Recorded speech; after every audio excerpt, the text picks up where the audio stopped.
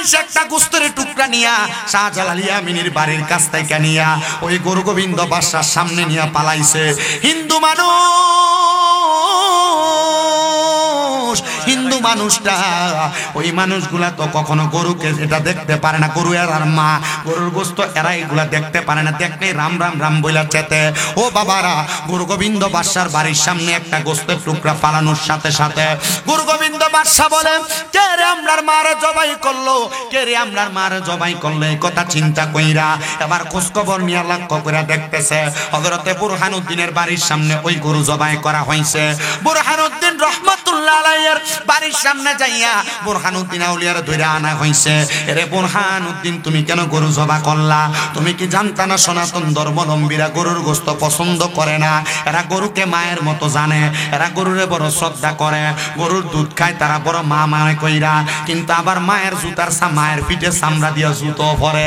আমি বুঝতাম না এরা গরুরে কেমন মা মনে করে। রহমাতুল্লাহ আলাইহির স্ত্রীকে স্বপ্ন দেখানো হইল, ও গো বুরহানুদ্দিনের স্ত্রী, মনে রাখবেন গো বুরহানুদ্দিনের স্ত্রী, আপনার স্বামী আমি আল্লাহ তাআলার কাছে একটা নিয়ত প্রদান করেছে, যদি তার একটা সন্তান প্রদান করি তাইলে সে আমি আল্লাহর ওয়াস্তে কোরবানি প্রদান করবে।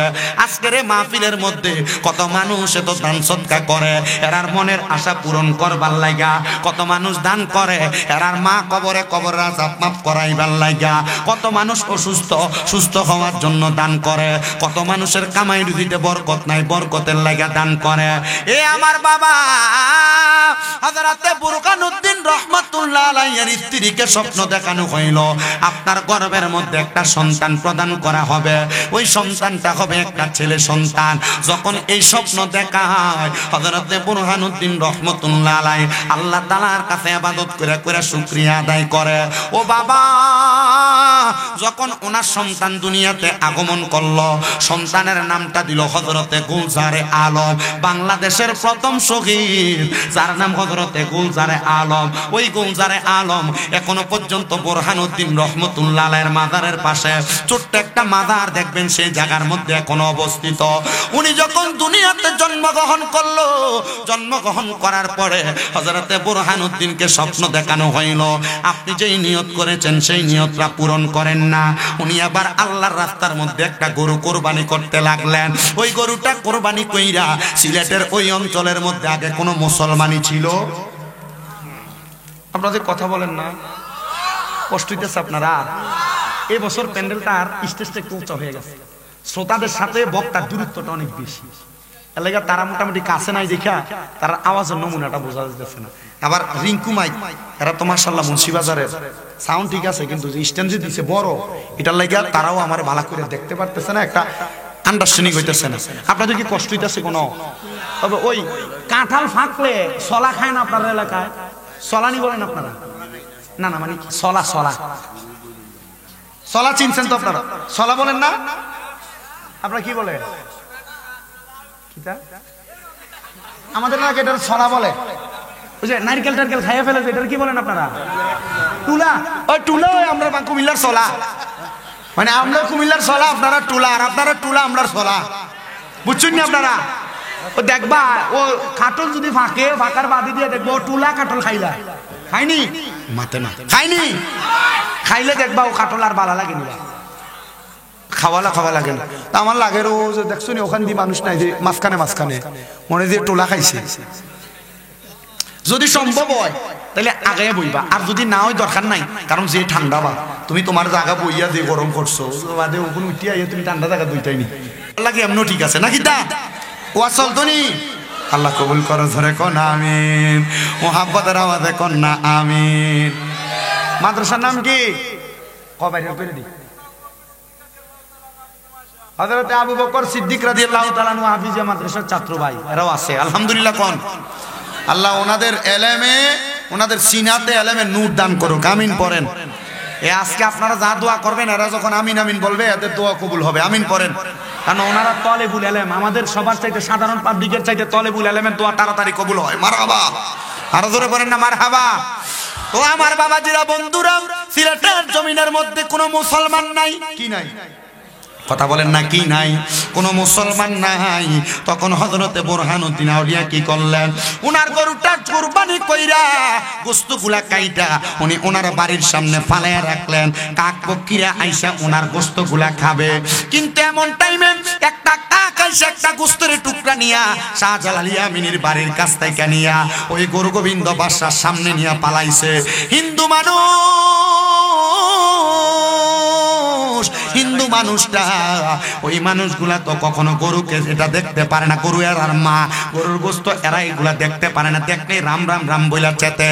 ও বাবারা, গুরু গোবিন্দ বাদশার বাড়ির সামনে একটা গোশতের টুকরা পালানোর সাথে সাথে গুরু গোবিন্দ বাদশা বলে, কে রে আমরার মারে জবাই করলো, কে রে আমরার মারে জবাই করলো? এই কথা চিন্তা কইরা এবার খোঁজ খবর নিয়ে লক্ষ্য করে দেখতেছে হযরতে বুরহানুদ্দিনের বাড়ির সামনে ওই গরু জবাই করা হয়েছে। বুরহানুদ্দিন রহমাতুল্লাহ আলাইহির বাড়ির সামনে যাইয়া বুরহানুদ্দিন আউলিয়ার ধইরা আনা হইছে। এরে বুরহানুদ্দিন, তুমি কেন গরু জবাই করলা? তুমি কি জানতা না সনাতন ধর্মাবলম্বীরা গরুর গোশত পছন্দ করে না? এরা গরুকে মায়ের মতো জানে, এরা গরুরে বড় শ্রদ্ধা করে, গরুর দুধ খায় তারা বড় মা মানে কইরা। কিন্তু আবার মায়ের জুতার মায়ের পিঠে চামড়া দিয়া জুতো পরে। আমি বুঝলাম না এরা গরুরে কেমন মা মনে করে, আবার মায়ের চামড়া দিয়া তারা জুতো বানায়। এটা তাদের ধর্মের বিষয়, আমি তাদের ধর্ম নিয়ে কোনো বাজে মন্তব্য করতে চাই না। তবে আমার কথা হইল সাধারণ মস্তিষ্কের মধ্যে একটা বুঝ আসছে ইসলাম ধর্মের মানুষের, যে যেইটারে তোমরা মা মনে করো, যেইটা তোমরা দুধ পান করো, আবার ওই মায়ের চামড়া দিয়া কেন তোমরা জুতা বানায়া পড়ো, এটা তো আমরা বুঝলাম না। মার চামড়া কি ফুটে আবার পায়ে লাগাইতে পারে না কে? ও বন্ধু, গুরু গোবিন্দ বাদশা হযরতে বুরহানুদ্দিনের সামনে আইনা ডাক দিয়ে কয়, কেন তুমি গরু জবাই করলা? বলে, আমি আল্লাহর দরবারে মানত করেছিলাম, নিয়ত করেছিলাম, এজন্য আমি আমার গরুটা কোরবানি করেছি। বলে, মানতটা কি কারণে করেছ? আমি নিয়ত করেছি আল্লাহ যদি আমার সন্তান দেয় আমি একটা গরু কোরবানি করব। বলে, আল্লাহ কি তোমার সন্তান দিছে? বলে, হ্যাঁ দিছে। আপনারা বলেন বাবারা, দেওয়ার মালিক, সন্তান দেওয়ার মালিক একজন, তিনি কে? না কোনো বাপে দেয়? সাফাত দাঁত ফালাইবা, আল্লাহর ওলিদের কাছে দোয়া চাইবা, হুজুর আমরা লাগি দোয়া করো, আল্লাহ আমরার একটা সন্তান দিত। কিতা কই না কেন? না কইবা যে হুজুর আপনি দোয়া করো না, হুজুর আমার একটা সন্তান দিলাই। কোন বাপ সন্তান দেয়নি, কোন পীর সন্তান দেয়নি, কথা কই না করে দেয়নি। দেওয়ার মালিক কে? আল্লাহর কাছে দোয়া করব ফিরে, তখন আল্লাহ হয়তো বা দিবে। কথা কোন ঠিক কিনা? ঠিক কিনা? এ মুসলমান, গুরু গোবিন্দ বাদশা ডাক দিয়া কয়, সন্তান পাইছুনি? বলে, হ্যাঁ সন্তান পাইছি। বলে, সন্তান কোথায়? ওই সন্তান হযরতে বুরহানুদ্দিনের সন্তান হযরতে গুলজারে আলমকে সামনে নিয়ে আসছে। সামনে আইনা গুলজারে আলমের দিকে তাকায় তাকায় গুরু গোবিন্দ ওনাদের মা কোরবানি করছে, এটার জন্য প্রতিশোধ নেওয়া লাগবে। এই জন্য বলে, কেন তুমি আমরার মারে কোরবানি করলা?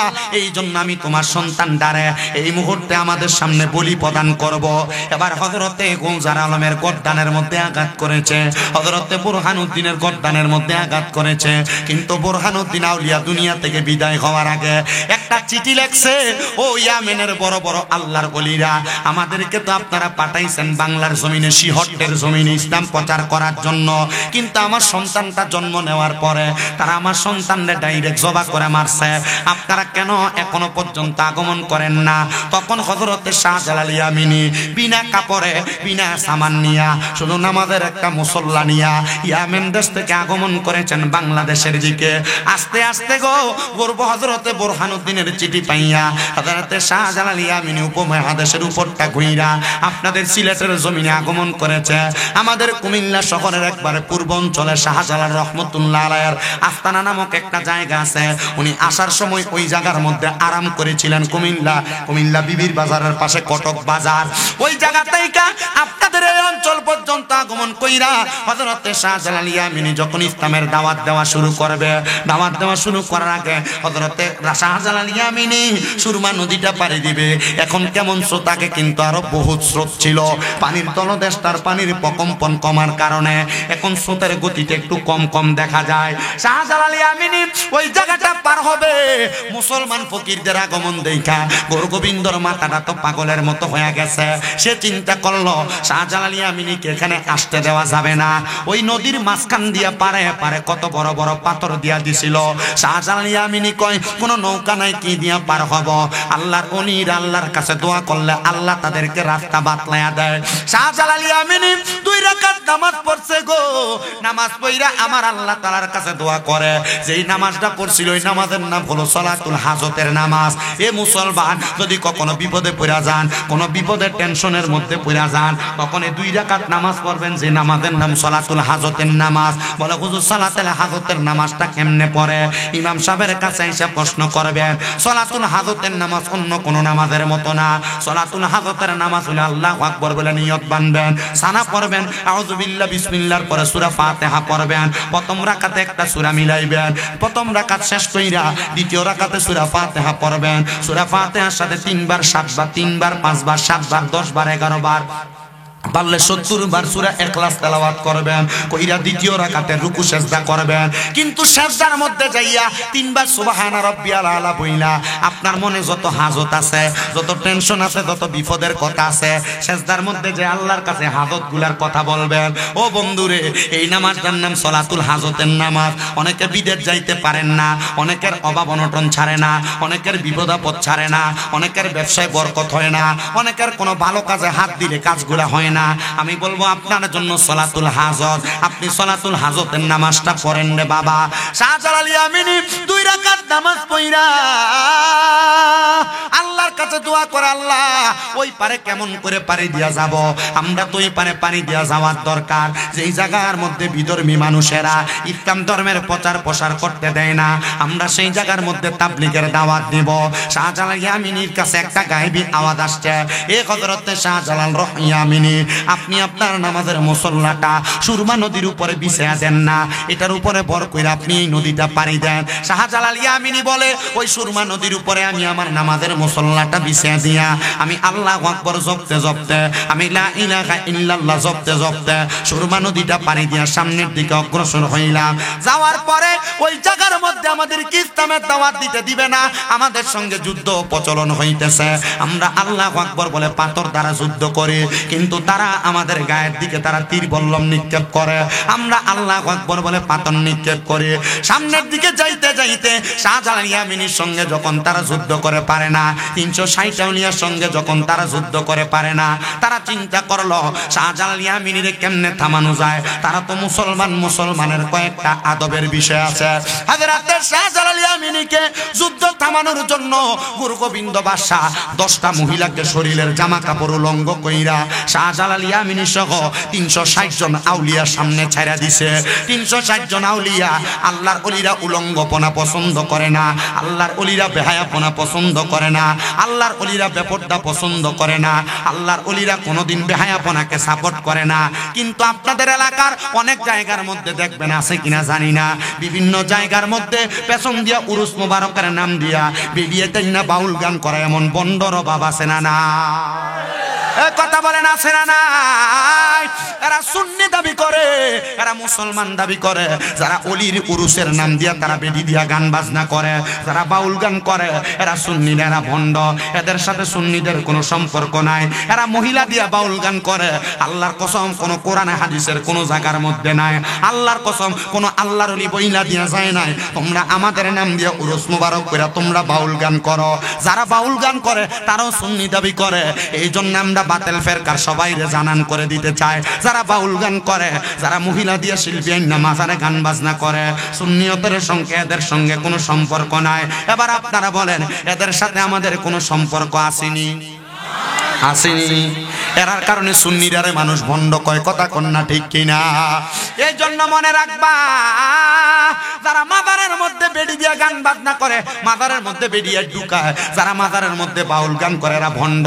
এদের সাথে সুন্নিয়তের কোনো সম্পর্ক নাই। ওই মাজারের খাদেমদারে যদি কখনো পারলে লুঙ্গি ডালগি দিয়া মাঝে মাঝে ফাতলা ফাতলা 2টা বাড়ি দিয়া দিবেন। বলে কেন কেন হুজুর? এটার কারণ হইল, এরার কারণে মানুষ আমদারে ভণ্ড কয়। এই যে দেখেন বাংলাদেশের বিভিন্ন এলাকায় মাজার ভাঙতাছে, আপনারা তো মাজার ভাঙ্গার পক্ষে আছিলেন মনে হয়। মাদার ভাঙ্গার পক্ষে আসিলেন। আপনারা পক্ষে থাকেন আর না থাকেন, আমি শামীম দাদা মাদার ভাঙ্গার পক্ষে আসিলাম। বলে হুজুর কি লেগা মাদার ভাঙ্গার পক্ষে আসিলা? তাকে দেখেন যতগুলা মাজার ভাঙছে প্রত্যেকটা মাজারের লগে একটা মাদ্রাসাও নাই। ও বাবা, মাজারের লগে যদি মাদ্রাসা থাকতো, যে ফকিন্নির ফোলারা মাজার ভাঙতে আসে, যদি মাজারের মাদ্রাসার ছাত্র থাকতো 200 ছাত্র যদি 200 লাঠি লিয়ে ফকিন্নির ফুলাতে দৌড়ানি দিত, তাহলে মাজার ভাঙ্গার সাহস তারা পাইতো না। তার মানে যেই মাজার গুলা ভাঙতে গেছে এই মাজারের খাদেম গুলা ভণ্ড, এই মাজারের পরিচালক গুলা ভণ্ড। বলে হুজুর কেন? এরা মাজারের গরু দিয়া ছাগল দিয়া আর পকেট বাড়ি করছে, মাদ্রাসা করে নাই। এই জন্য আপনারা বলেন প্রত্যেকটা মাদ্রাসার সাথে, প্রত্যেকটা মাজারের সাথে মাদ্রাসার দরকার আছে না নাই?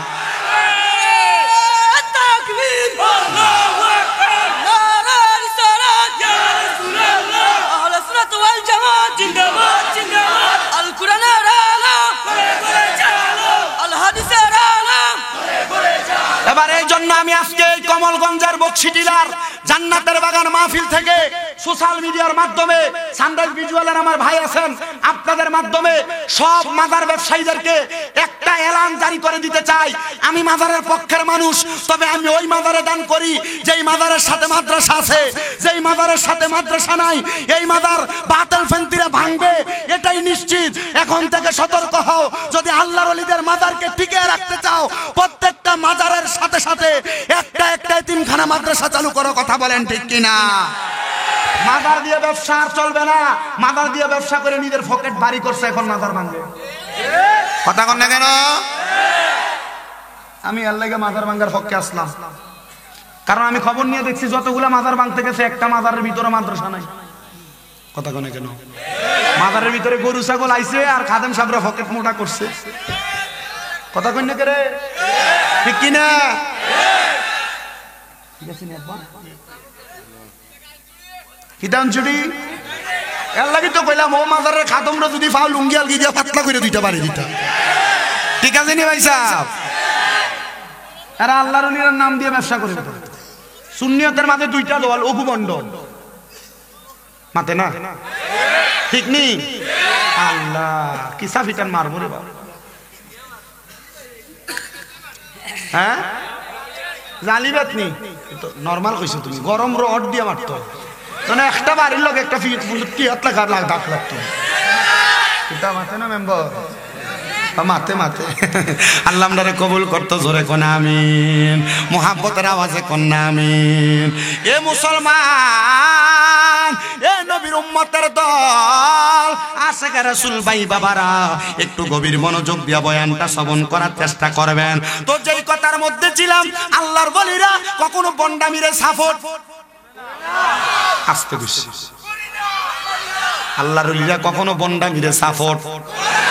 সিলেটের জমিনে হক্কানি লোক আছে বিজায় শাহজালালের মাজারে বেরিয়ে তুলতে পারে না।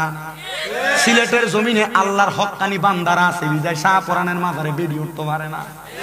আর নাইলে বাংলাদেশের বেশিরভাগ জায়গায় মাজারের ভিতরে বেরিয়ে ঢুকায়। নবীর হাদিস বলে একটা মাজার থেকে একটা কবর থেকে মহিলারা সর্বনিম্ন 40 হাত দূরে থাকবো। আর আমরা বেড়ায় বিভিন্ন জায়গার ভিতরে মাজারের লগে নিয়ে বেরিয়ে তেলে সুমা দিবার লাগিয়া ফিসার বাড়ি ঢুকো ফেলে।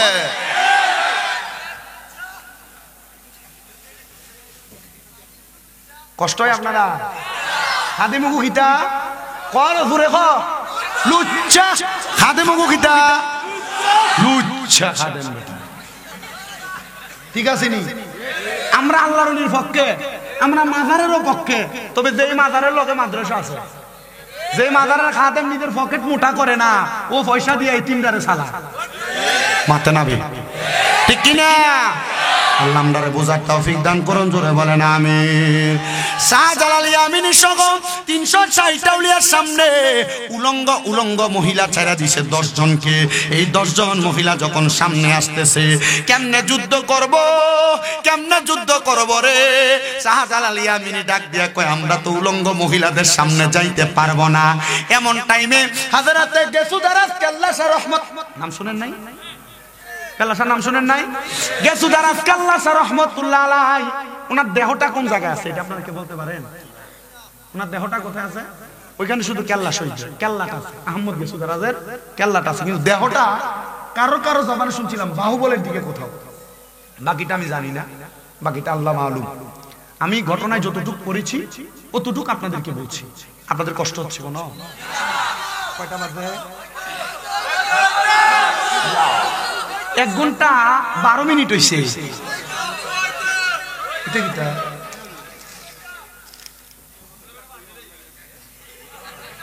ও দেখো আমার পয়সা দিছে, দিয়া দেখছো আসসালামু আলাইকুম হুজুর, আলোচনার শেষে জিকিরা শান হইতো হইতো নি? আসেননি আপনারা? আচ্ছা ঠিক আছে, আচ্ছা আমার আগে আমি রাখি নাই।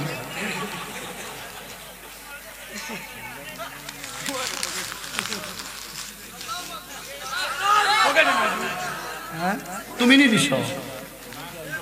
আচ্ছা দেরি হননি কোনো? সবাই দিছেননি? কয়টা বাজে? 1:40 বাজে। কালকেও আমার বাইছে মাহফিল 2টা, একটা কসবা একটা আখাউড়া। আপনারা আসেন নি বাবা? আমরা ইমাম সাহেবের কষ্ট হয়নি কোনো। আপনি শুধু আপনারও মায়ার হাত দিয়ে আমার দোয়া করবেন। আপনারও দোয়া পাইলে ইনশাল্লাহ আমার গলা দিয়েও মাথাইবে। আসেননি? আল্লাহ কবুল করতে আমিন কো। আর জোরে কয় না আমিন। এ মুসলমান হাজরাতে গেসুদার আজকে আল্লাহ শাহজালাল ইয়ামিনীর সামনে দাঁড়ায়া ডাক দিয়া কই হুজুর কেন যুদ্ধ করবেন না? যুদ্ধ আমি করব। বলে কেমনে করবা? দেখছনি উলঙ্গ মহিলারা সামনে আসতেছে, এদের দিকে তাকাইলে আমরার চোখের জিনা হবে। এ যুবক ভাইরা, এ মুরব্বী বাবারা, এ পর্দার অন্তরালের মা বোনেরা, এখন একটা মাসালার কথা আমি আপনাদেরকে বইলা দিয়া যায়। মনে করেন আপনারা হয়তো কোনো মহিলার সাথে কোনো পুরুষ মিলামিশা করলে জিনা হয় না, না না, কোনো মহিলার দিকে যদি কোনো পুরুষ তার চোখ দিয়া তাকায় তাইলে ওই পুরুষের চোখের জিনা হয়। কিসের জিনা?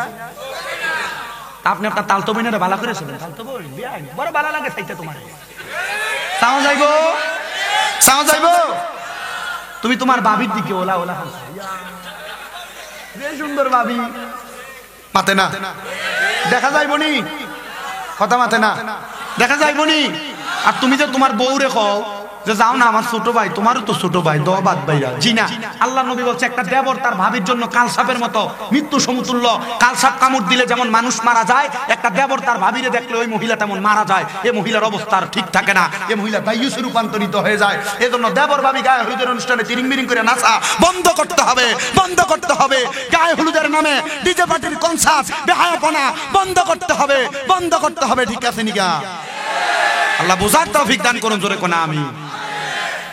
গায়ে হলুদের নামে দেবর বাবির নাচানাচি চলে কি চলে না? এলাকার ভিতরে এমন বেহায়াপনা চলে কি চলে না?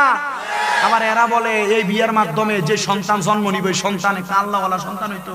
তুমি গান বাজনা করে সন্তান জন্ম দিবা আর তোমার সন্তান আল্লাহওয়ালা হবে? জি না, এ সন্তান আল্লাহওয়ালা হবে না। এ সন্তান কারণ তুমি তোমার যে বউ বিয়ে করছো গান বাজনাওয়ালা বউ, এ বউ তোমার ফুলেতে ফুতের ফেটে রাখিয়া বেটি টিকটক করবো। কথা কন কিটা করবো?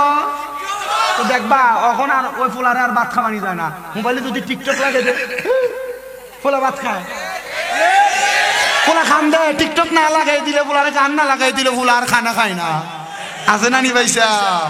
এ মা বোনেরা বড় সাবধান। বড় পীর গৌসে পাক আব্দুল কাদের জিলানী মায়ের গর্ভে ছিলেন। ওনার আম্মা জান 18 পারা কোরআন মুখস্থ তেলাওয়াত করেছেন, আর উনি ওনার মায়ের গর্ভ থেকে 18 পারা কোরআন মুখস্থ করে দুনিয়াতে আগমন করেছেন।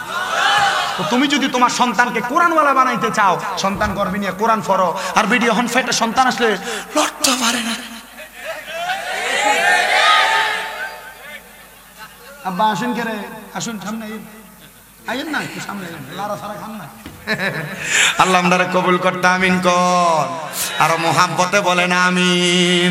এ দুনিয়ার মুসলমান, এ নবীর উম্মতের দল, এ আমার বকশী টিলার বাবারা, এ কমলগঞ্জের বাবারা, একটু অন্তরের কানটা লাগে শোনো। এবার হযরতে আহমদ গেসুদারাজ কয় হুজুর আপনি অনুমতি দিলে আমি যুদ্ধ করব। বলে যাও তোমারে অনুমতি দিলাম। কেমনে তুমি যুদ্ধ করবা? তবে এই নারীর দিকে তুমি তাকাইতে পারবা না।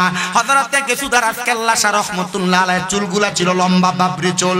উনি ওনার চুলগুলার মধ্যে এমন ভাবে মুঠ কইরা ধইরা শাহজালাল ইয়ামিনীর কাছ থেকে একটা তরবারি নিয়া ওই তরবারি দ্বারা ওনার নিজের গর্দানটা নিজে কোপ দিয়ে আলাদা করে ফেলে দিছেন। ওই গর্দানটা আলাদা কইরা দিয়ে দিয়া আরে কাটা কল্লা একদিকে পইরা রইছে আর পুরা কল্লা সারা দেহ দিয়া উনি ওনার তরবারি দ্বারা এক একটা কইরা কোপ দেয়, এক একটা কইরা উলঙ্গ মহিলা কোরবান হইয়া যায়, শেষ হইয়া যায়, ধ্বংস হইয়া যায়। যখন ধ্বংস হইয়া গেছে এবার ইসলামের রাজ্যটা কায়েম হইয়া গেছে। ও বন্ধুরে, ও নবীর উম্মতের দল, ও আশিক রাসূল ভাই বাবারা, দেখছেন নি হযরতে শাহজালাল ইয়ামিনী বাংলাদেশ ইসলামটা এমনি এমনি আনে নাই, বড় কষ্ট করে রক্তের বিনিময় ইসলামটার আইনা দিছে। আর আমরা ইসলামটার একবারে সস্তা বানায়া ফালাইতেছি। আহমদ গেজুদার কেল্লা রহমতুল্লাহ আলাইহির ওই কেল্লাটা নদীতে বাসতে বাসতে যাইয়া ওই তিতাস নদীর মধ্যে যাইয়া একটা হিন্দু ব্যক্তি এই তিতাস নদীর মধ্যে জাল যখন বাইতেছে, জাল বাওয়ার সময় উনি জালটা টানার পর লক্ষ্য করে দেখে ওনার জানের মধ্যে একটা গর্দান কল্লা দেখা যাইতেছে। হিন্দু ব্যক্তির আগে মাছের ব্যবসা করত, এখন না মুসলমানও করে হিন্দুরও করে, কথা কোন না ঠিক কিনা? ওই শাহজালাল হযরতে গেসুদার কেল্লা শাহ রহমতুল্লাহ আলাইহি যখন ওই জায়গার মধ্যে থাইকা ওনার কেল্লাটা যখন জালের মধ্যে উঠছে, হিন্দুটা ডাক দিয়ে কয়, জগতের মানুষ আমি তাকায়া তাকে দেখলাম ওই কল্লাটা কেমন জানি পটপট করে তার ঠোঁটটা লড়তেছে। আমি কানটা লাগাইয়া দেখলাম ঠোঁটের মধ্য থেকে আওয়াজ আসতেছে, লা ইলাহা ইল্লাল্লাহু মুহাম্মাদুর রাসূলুল্লাহ সাল্লাল্লাহু আলাইহি ওয়াসাল্লাম। জোরে পড়েন সুবহানাল্লাহ। ও বন্ধুরে, ওই কাটা কল্লাটা হিন্দু ব্যক্তিটা তুইলা নিয়া ওই জায়গার মধ্যে দাফন করছে। এই যে দেখেন এত খাদেম কেল্লা শহীদের দরবারের মধ্যে, এই খাদেম গুলার বংশধর পূর্বপুরুষরা হিন্দু ছিল, এরা খাদেমিয়তের দায়িত্ব পালন করে। কিন্তু ওই হিন্দু মাসওয়ালাটা ওই কাল্লা রাখবে। হুজুর ভালো মানুষটাকে তার পরিচয়টাকে আল্লাহ তাআলা কোরআনুল কারীমে বলতেছে, ইন্নাল্লাযীনা আমানু ওয়া আমিলুস সলিহাতি উলাইকা হুম খায়রুল বারিয়া। নিশ্চয় যারা ঈমান আনে, নেক আমল করে, এরাই হইল দুনিয়ার উত্তম মানুষ, সবচাইতে ভালো মানুষ। এ মুসলমান, আপনার ঈমান আছে কিনা আপনি নিজের প্রশ্ন করেন। আমি কেন আপনারা বলবো? আপনি বাড়িতে যাওয়ার পর আপনার ডান হাতের তালুটা আপনার ডান গালের সাথে লাগাইয়া ডান পাওটা দুইটা পাওকে মিমের মতো বাঁকা কইরা আপনি আপনার বিবেকটারে প্রশ্ন করবেন। মনে রাখবেন, এমন পাক্কা ঈমান যদি আপনার থাকে, পাক্কা আমল যদি আপনার থাকে, ওই কবরের মধ্যে যাওয়ার আগে আজরাইল আপনার রূহটা নিতে কষ্ট হয়ে যাবে। আল্লাহর নবী কয়, কেমন কষ্ট জানো? কেমন কষ্ট জানো? ইয়া রাসূলুল্লাহ, কেমন কষ্ট? কয়, যদি তুমি ইমানদার হও, যদি তুমি নামাজি হও, যদি তুমি নেককার হও, যদি তুমি আমলওয়ালা হও, তাইলে আজরাইল আইসা তোমার বুকের মধ্যে হাত দিব, বুকের মধ্য থেকে জবাব দিবে, এ আজরাইল বুক দিয়া রূহ বাহির করতে পারবা না, কারণ বান্দার বুকের মধ্যে আল্লাহ নবীর ভালোবাসা আছে।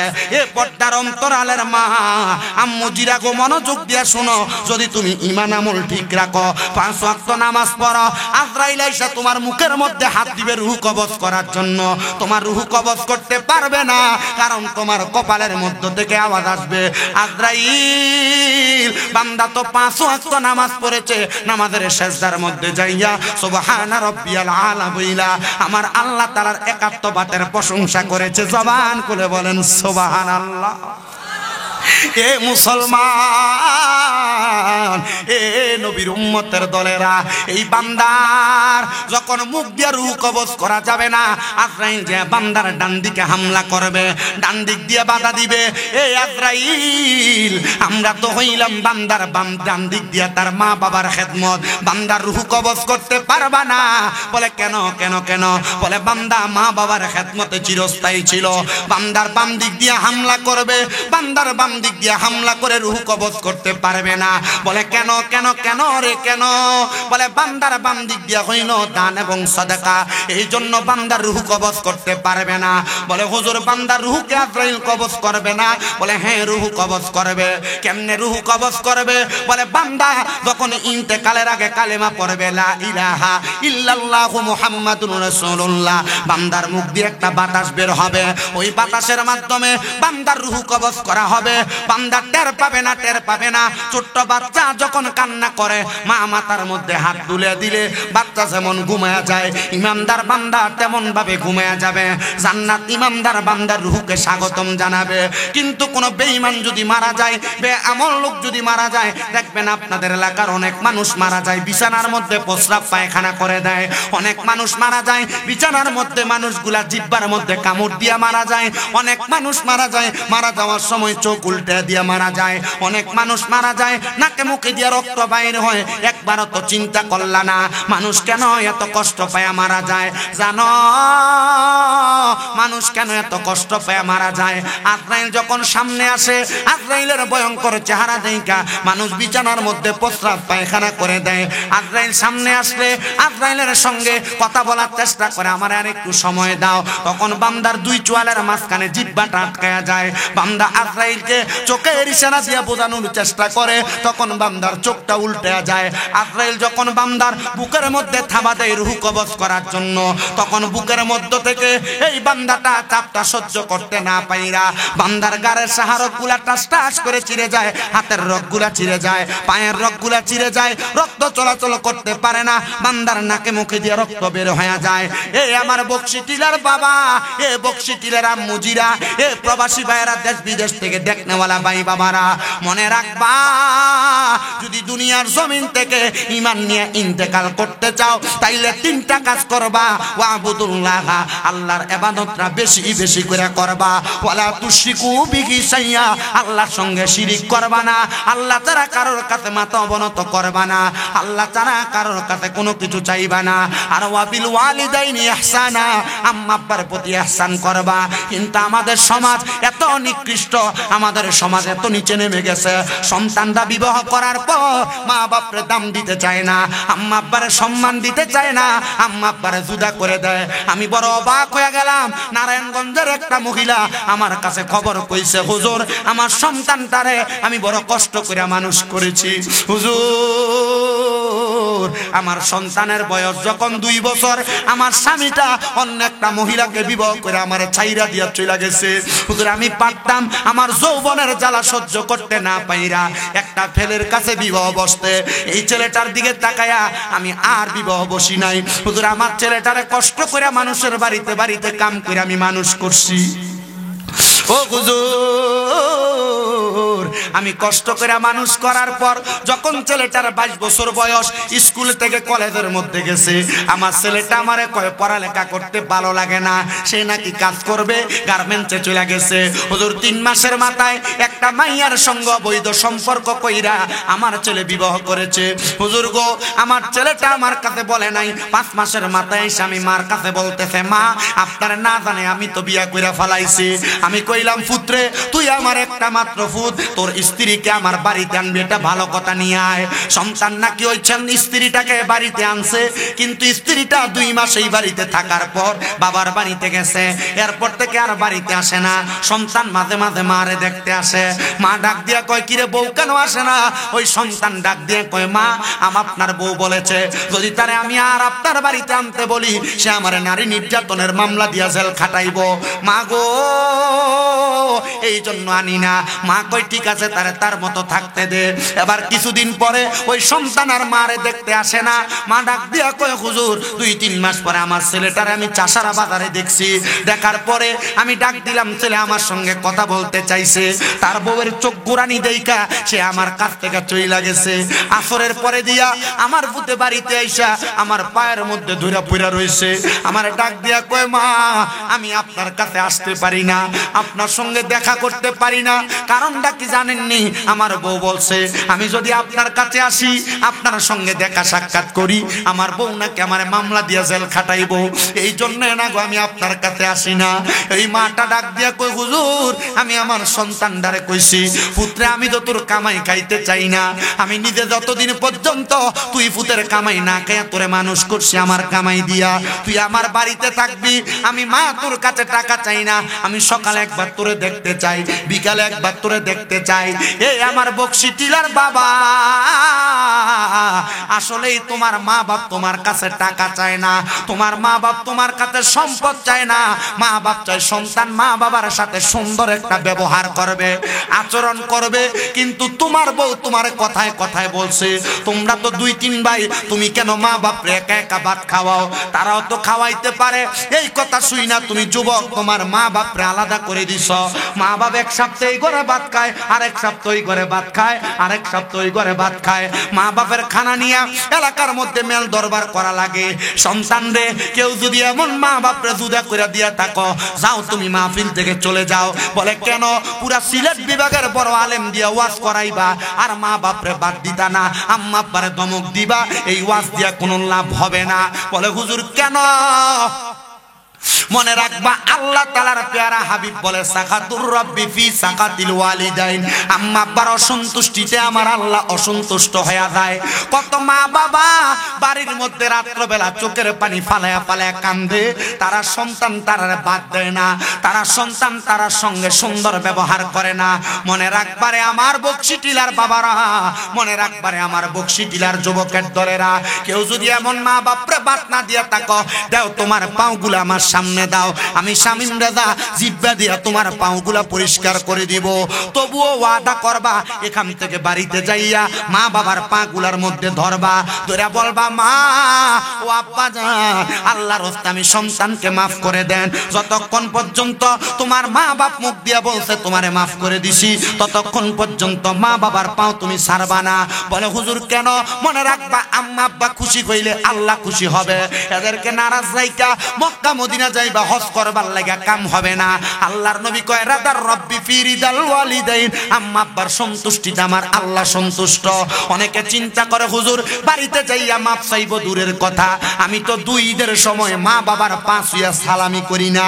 আমি বলবো বাবা শুধু সালাম করা না, সালাম করা না, মাঝে মাঝে সুযোগ পাইলে আম্মা আব্বার পায়ের মধ্যে চুমা দিবা। আমি শামীম রেজা এই সম্মান পাওয়ার যোগ্য না, এই যোগ্যতা পাওয়ার যোগ্য না। আল্লাহ তাআলা আমার মা বাবার খেদমতের বরকতে আমার দুনিয়ার জমিনের মধ্যে এই সম্মান এই ইজ্জত প্রদান করেছে। তোমাদের দুয়ার বরকতে কুমিল্লাতে আমার 6টা মাদ্রাসায় এখনো 1170 জন পোলাপান পড়ালেখা করে। আমি তোমার কাছে বলতে চাই আমার এলেমের কোনো জোর নাই, মাত্র কামেল প্রথম বর্ষে পড়ি কুমিল্লা ইউনিভার্সিটিতে বাংলায় অনার্সের ফাইনাল ইয়ারে পড়ালেখা। আমার যোগ্যতা কম, আমার এলেম কালাম কম, তবে আমি যেই দিন মাদ্রাসায় ক্লাস 6-7 এ পড়ার সময় ওয়াদে শুনছি মা বাবার পায়ের মধ্যে চুমা দিলে আল্লাহর জান্নাতের চৌকাটে চুমা যাওয়ার সওয়াব পাওয়া যায়। আমি রাত্রবেলা বাড়ির মধ্যে যাইয়া আম্মা আব্বার পায়ের মধ্যে চুমা দিছি, এরপর থেকে আল্লাহ আমার কপাল খুলছে, এরপর থেকে আল্লাহ আমার তকদির পরিবর্তন করে দিছে, আমার জীবনের চাকা ঘুরাইয়া দিছে। আমি বলবো ওই মা বাবার পায়ে ধরলে দাম কমবে না, ইজ্জত কমবে না, সম্মান কমবে না। আজকের এই চিতলিয়া বকশী টিলার মাহফিল কবুল হবে কি হবে না এটার গ্যারান্টি কেউ দিতে পারবে না। আমি শামীম রেজা একটা গ্যারান্টি দিয়া যাই, যখন দেখবা আগামীকালকে বকশী টিলার দোকানে বৈশা বৈশা এলাকার মুরব্বীরা বলে হ্যাঁ শামীম রেজার ওয়াজ শুই না, আমার ফুতে বাড়িতে এসে আমি বাপের পায়ে ধরে মাপ চাইছে, মনে করবা মাহফিল কবুল হয়ে গেছে। অনেকে চিন্তা করে হুজুর যারা দুনিয়ার জমিনের মধ্যে অন্যায় করছে তারা না মা বাবার পায়ে ধরে মাপ চাইবো।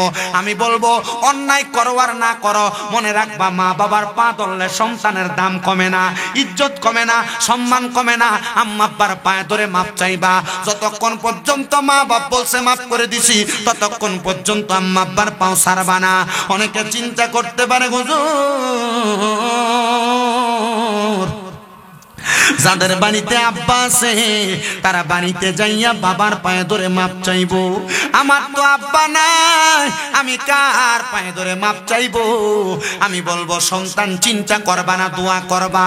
অনেকে চিন্তা করে হুজুর যাদের বাড়িতে মা নাই তারা বাড়িতে যাইয়া মার পায়ে ধরে মাপ চাইবো, আমার তো মা নাই, আমি কার পায়ে ধরে মাপ চাইবো? আমি বলবো সন্তান একটু পরে আখিরি মুনাজাত হয়ে যাবে, রব্বির হামহুমা কামা রব্বানি রাব্বায়ানি সগীরা ওয়া কুর রাব্বিরহামহুমা কামা রাব্বায়ানি সগীরা বইলা আল্লাহর দরবারে দোয়া করবা।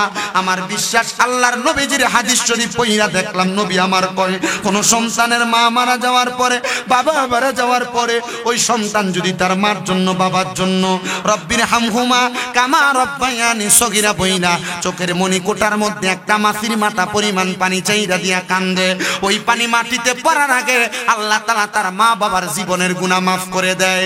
এই জন্য যুবক, এই জন্য মুরব্বী বাবারা ওই আম্মা আব্বার জন্য দোয়া করবা আর মনে মনে নিয়ত করবা আল্লাহ মা যদি বাইচা থাকতো চেহারা দিয়ে তাকাইলে তো মক্কা মদিনা যাওয়ার সওয়াব পাইতাম। আশেক বলে বাবাকে তোমরা কাবা জানিও মদিনা জানিও, মাকে যদি গো তারা বেঁচে থাকে। ওই আমি সেবি নাই সেবিতে পারি নাই, সেবিও আমার উম্মত, সেবিও আমার উম্মত। বাবার মুখেতে মায়ের মুখেতে যে তুলে দেয় খানা রাজি থাকে রাব্বানা। নবী বলে আমি করি নাই করিতে পারি নাই পিতা মাতার খেদমত, করিও আমার উম্মত। এ সন্তান আম্মা আব্বা বড় কষ্ট করে তোমারে মানুষের মতো মানুষ করে দিছে, তোমারে লাখ লাখ টাকার বাড়ি দিয়া গেছে, সম্পদ দিয়া গেছে, জায়গা জমি দিয়া গেছে। ওই মা বাপ যদি বাইচা থাকতো, যদি তুমি প্রতি মাসে আম্মা আব্বার 1000 টাকার ফল কিনা খাওয়াইতা, 12 মাসে 12,000 টাকা মা বাবার পেছনে খরচ হয়ে যাইতো। মা বাপ যেই বাড়ি দিয়া গেছে, যেই জায়গা সম্পদ দিয়া গেছে, যদি এগুলাতে ভাড়া থাকতা প্রতি মাসে 5,000 টাকা করে ভাড়া দিতা, 12 মাসে 60,000 টাকা ভাড়া দেওয়া লাগতো। আসুনি একটা সন্তান বলে হুজুর আমার মা বাপ থাকলে মা বাপরে খাওয়াইতাম, মুনাজাতের আগে আমার মা বাবার জন্য দোয়া করবেন, আমি মাহফিলে আগামী বছর 20,000 টাকা আমার মা বাবার জন্য দোয়া চেয়ে দান করব। বাকি কোনো কালেকশন না, বাকি লেখে দেয় না, দরকার নাই বাপ। বলে হুজুর আমি 10,000, আচ্ছা যা নগদ যেটা হয় আলহামদুলিল্লাহ। 1000 করে কয়েকজন মানুষ, 2000 করে কয়েকজন মানুষ নগদ দান করবেন, 500 করে কয়েকজন মানুষ নগদ দান করবেন। একটু তারা